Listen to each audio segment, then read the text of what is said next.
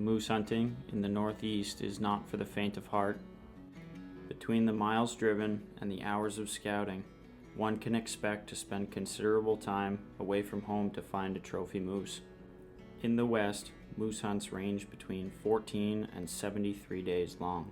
In comparison, Maine has one of the shortest moose seasons in the nation, with only 6 days to punch a tag. With a self-restraint of archery equipment, time against us, and a tag in our pocket, the race against the clock starts now.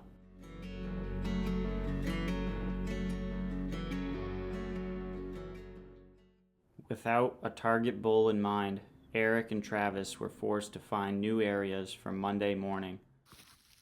Little rain and overcast skies for Monday morning brought the guys deep into an area they had scouted the previous day, and a small bull had been called right into 25 yards.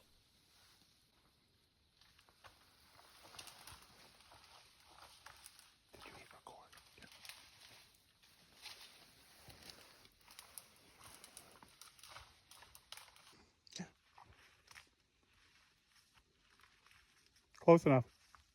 Close enough. Hey, Moose. Hey, Moose. After a cool encounter on Monday morning, Tuesday held something for the guys that they never expected.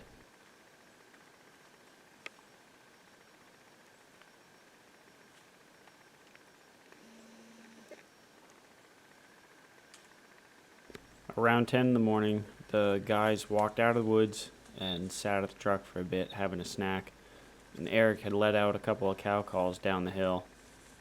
Before they knew it, a grunt had come from the bottom and was coming up the hill very fast.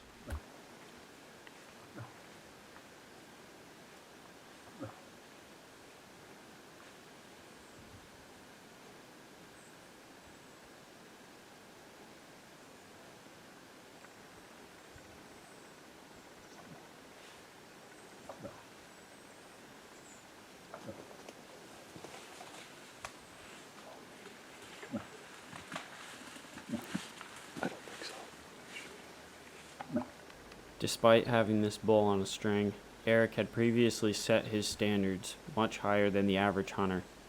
Being a part of so many moose hunts and seeing so many moose shot, Eric was looking for a standout bull amongst the crowds in this zone. Trophy moose are hard to find, and you need to keep your standards high.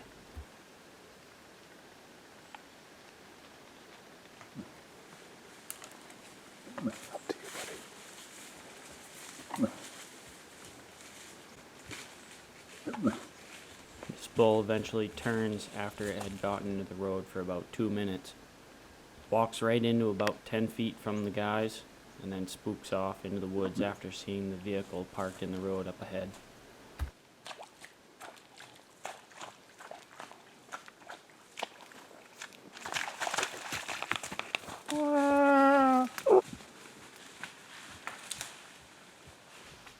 After the moose spooked out of the road, Eric dropped down to the lower road in this system. Calling at the bull from a different area, he got him to respond out near a small puddle of water. Because of the heat during the midday, Eric thought that this bull would stick right around that area for the remainder of the evening. With my mother having a tag of her own, we returned to the area and actually tagged this bull, called him out into 40 yards, and the rest is history.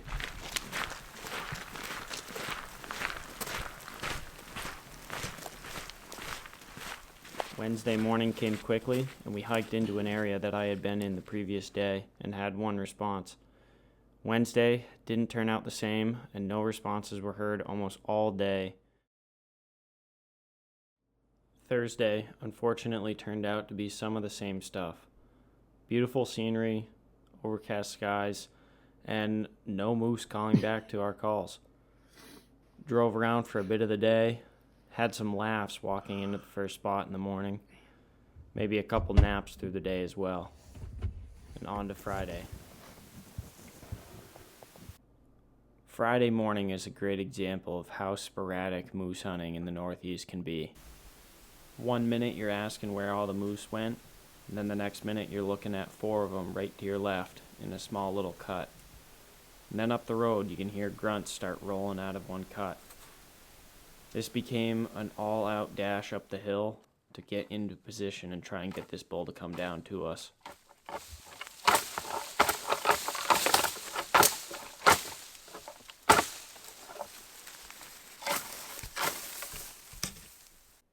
For what was only 5 to 10 minutes, that felt like an hour. This bull was trying to make up his mind whether or not to come down to the road. And after Eric told Travis to let out a couple grunts, this moose had made up his mind and he was coming right to us. Unfortunately, our wind was going the same direction he was, and it went right to him and he spun off before he could get to the road.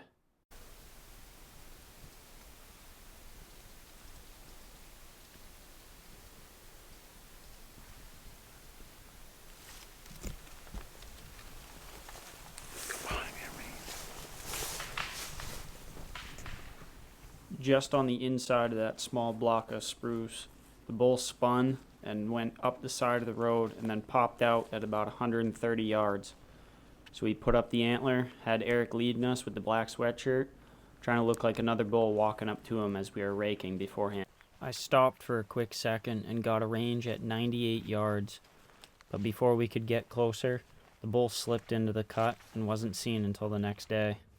Saturday morning came quickly, and we were back into the same area chasing the bull that got away from the day before.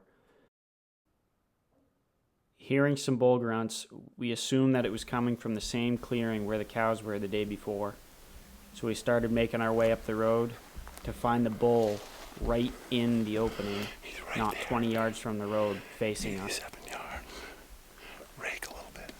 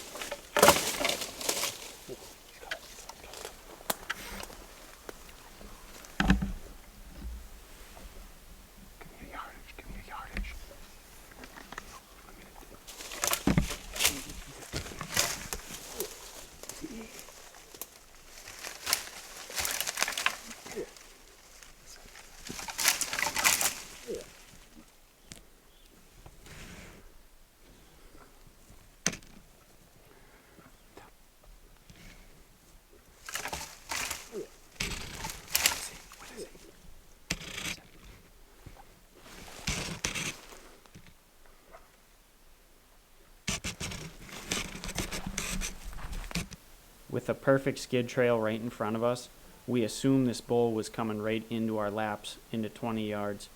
But the large yellow block right in front of us, he pops out at 80 yards and steps into the skid trail, faces away and turns, stands there grunting for a total of 18 minutes.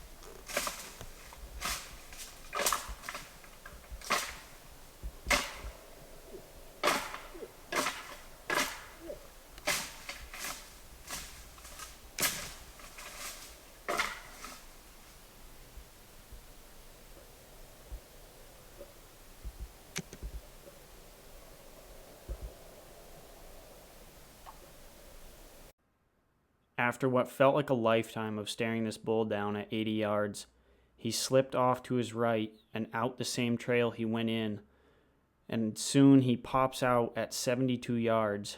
I took a quick range, double-checked it, and then gave it to Eric at 72 yards, and he let one fly.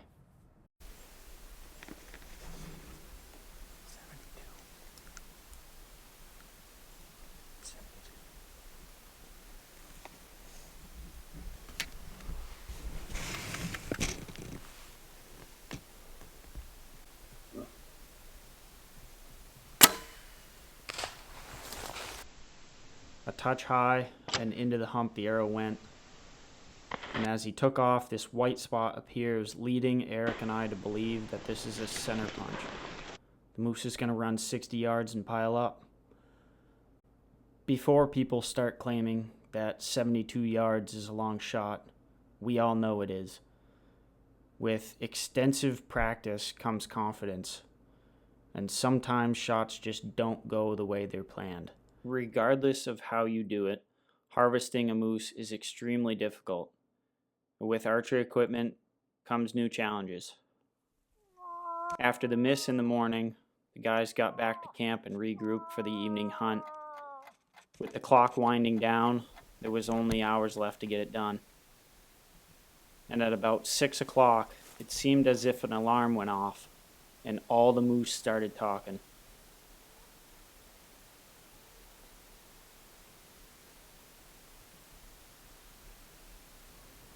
With a cow calling out in the cut and a bull chasing her around, the mad dash began with only 39 minutes left in the season. Up the road we went, through the thick and out into the wet swamp, chasing this bull.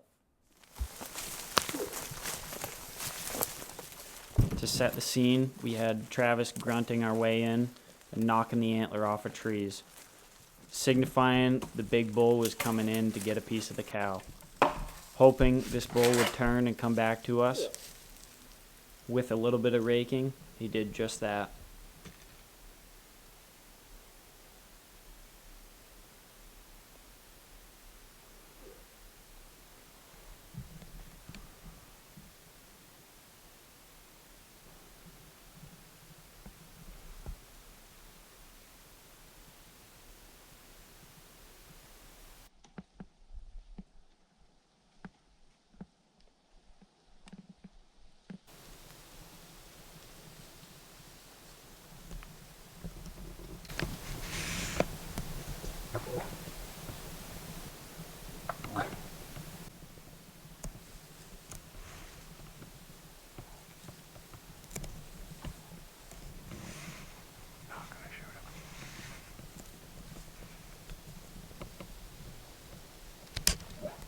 And just like that, with 18 minutes left in the moose season, it was all over. We knew this moose wasn't going to get shot, and we were all okay with it. I had a moment where I was upset, but then coming to realize this is what it's all about, being in front of moose. From the miss in the morning, and then with just minutes left in the season, I can't explain the feelings that went through me. And now, sitting here recording this, I understand all of them. The reality is, I'm now addicted to moose hunting. This really sealed it, let alone my mother's hunt. Being so close, hearing, seeing, and experiencing all of it, it's all over for me. This is going to be on my mind for a while.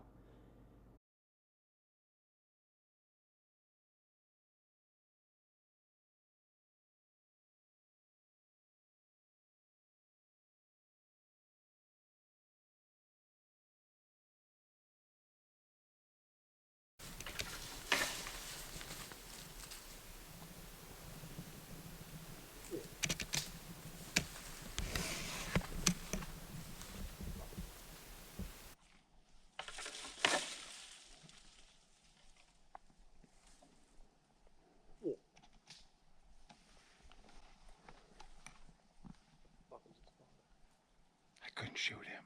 It's all about the experience. Tell me that wasn't cool. You mean this experience of 8 minutes? Tell me that Him wasn't, walking right in. tell me that wasn't cool. Yeah, it was cool. And Eric? I don't need to back him out. A beautiful sunset on the walk out, and all smiles. What an incredible week. And for the evening, a little bit of debauchery to end it all. I can't thank Stephanie, Rosie, Travis, and Eric enough for this experience. Can't wait to do it again. Till the next time, live more, go beyond.